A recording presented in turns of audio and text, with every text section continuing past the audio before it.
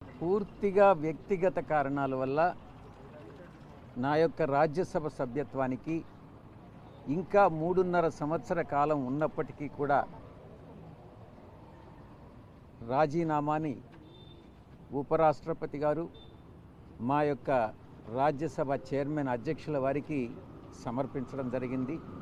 ఆయన ఆ రాజీనామాను ఆమోదించడం కూడా జరిగింది.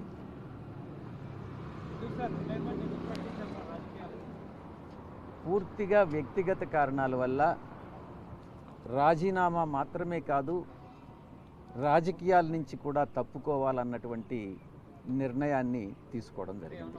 వైఎస్ఆర్ కాంగ్రెస్ పార్టీ 2019 ఎన్నికల్లో 151 స్థానాలు సాధించుకున్నది.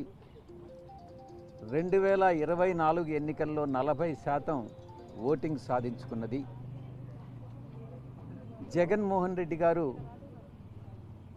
అత్యంత ప్రజాదరణ కలిగినటువంటి నాయకులు. నాలాంటి వాళ్ళు 1000 మంది పార్టీని వీడినా కూడా ఆయనకున్న ప్రజాదరణ తగ్గదు అన్నటువంటిది నా ఉద్దేశం.